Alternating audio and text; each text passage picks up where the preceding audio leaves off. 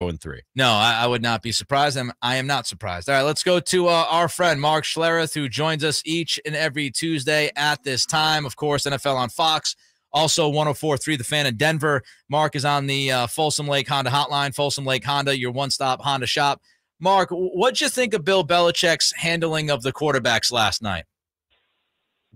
Well, I mean, listen, first and foremost, Mac Jones has been hurt. He's had the ankle issue. And, Zappe had come in and played exceptionally well in the 2 games or so that he had started. So, to me, I'd be like, until my other guy's 100% healthy, I'm going to go with the hot hand right now. And so, I didn't like the way he handled it. And then to come out and say, well, this is the way I planned on doing this, both guys were going to play. That's just a bunch of garbage. But the problem that you get into when you operate that way is that then you start to split reps at practice, and neither guy is fully prepared to play. So I just thought it was garbage. The bottom line is, Bill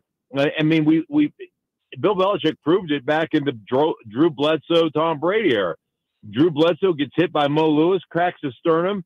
Tom Brady goes in and is the starting quarterback. You can lose your job to injury if the guy that replaces you plays better than you. So, the Bill Belichick, I didn't understand the way he's handled that whole situation. Do you think it's possible he's just outthinking himself at this point? First with the coordinator debacle in the offseason, and now with having 2 quarterbacks? Right. Well, I don't. Bill Belichick is one of the greatest that's ever done it, right? But I just think that's a tough situation. But again, it's not forever. It'd be one of those situations where until you're 100% healthy, then you're not going to play. I just think he's just mishandled it. And, I don't know exactly why he's mishandled it. He just has. Mark Schlereth is with us here on this Tuesday, Cattles Ramie, Sactown Sports. Mark, let's jump to the Niners. Your thoughts on the addition of Christian McCaffrey to this offense? Well, listen, Christian McCaffrey's a great player. He ain't a good player. He's a great player. Now he's had some soft tissue injury issues here in the last couple of years, which makes that a concern. But I think when you couple, his ability to run the football, but what he does for you out of the backfield catching the football, I think that's big time. I think the issue with the 49ers is, I think they're constructed based on if they run the ball exceptionally well, their big plays come off the play action and come off of short passing game where their guys make big plays. They create an explosive, but they're all within 15 yards of the line of scrimmage. They don't have that one dude, that big-time X receiver that can line up outside and just threaten people, where you have to roll coverage to him, where, that guy can take the top off of coverage and beat one-on-one, so you got to keep a safety over there. They're not constructed that way. They don't have that receiver.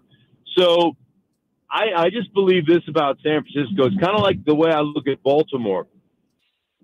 If Baltimore runs the ball well and they get up on you and they get a lead, they're really hard to beat.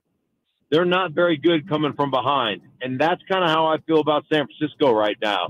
They're really hard to beat when they're running the ball and they're setting up their play action and they're playing with the lead. When they don't have the lead, I just think they're pretty average. Had a couple of players after that loss on Sunday come out and say, we got too much talent and too many playmakers on this offense for us to do what we just did out there. Is that an indictment of the head coach and the play calling? No, I think that to me is more about them looking at themselves and the talent that they have. The bottom line is it's one thing to have a lot of talent. It's another thing for that talent to actually, play to its level, or to play to the level you expect it to play to. And then it's another thing when you've had a bunch of injuries and you've had a bunch of different guys doing different things. Sometimes that's really hard. That's the league that we live in right now, right? Everybody seems to be hurt, but I don't think that that's an indictment of Kyle Shanahan. I don't think that's an indictment of the play calling. I think it's more of a looking at yourself and saying, I expect more of myself. I expect to make more plays. Mark Schlereth on the Folsom Lake Honda hotline. Folsom Lake Honda, your one-stop Honda shop. Mark, were you surprised by how easy Kansas City made it look against that San Francisco defense? Well, first off, like I did the San Francisco-Atlanta game, right? And you come in there with 6 starters down and a lack of rotation. That's one, backups are backups for a reason, right? Because they're not as good as your starters. And two, when you're minus a lot of guys, you don't have the same rotation. So it's the battle of attrition that ends up happening to you. The Kansas City Chiefs are going to do that to a lot of people, unfortunately. They're that good. They really are. And, you know, I think that's one of those shocking things, especially at home. But I think part of it is injuries. Part of it's not playing together because of those injuries. You know, Jimmy Ward finally makes it back in the lineup. You've had injuries. Mooney Ward went down in that Atlanta game and had a hammy or something of that nature, so he missed some time.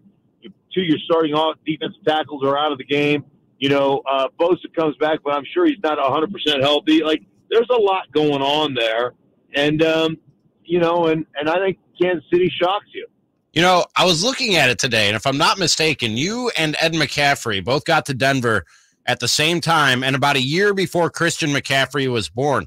Do you remember a little Christian McCaffrey running around at all? Did you have any experience with a little Christian McCaffrey around Broncos camp? Oh, absolutely. I mean, shoot, we went to the hospital when he was born. So yeah, I've known Christian since the day he was born. So yeah, and they were at the facility, and we do, you know, Kids Day over there sometimes and all that kind of stuff. So yeah, we've known the McCaffreys and Ed and Lisa and the boys, you know, forever. So yeah, it's exciting, man. I really am excited for Christian, his opportunity. I really hope he can stay healthy, and you know, and I know that Kyle will find a way to use him, and you know, make the most of those opportunities. It just is, you know, can you stay healthy? And that's been the 49ers. You know, to me, it's been their main issue over the last couple of years. Mark, we appreciate the time as always. We'll catch up with you next week. Thanks a lot, my man. Sounds good. Be good. Thank you. There goes Mark Schlereth, NFL on Fox, 104.3 The Fan in Denver. And, of course, he was on the Folsom Lake Honda hotline.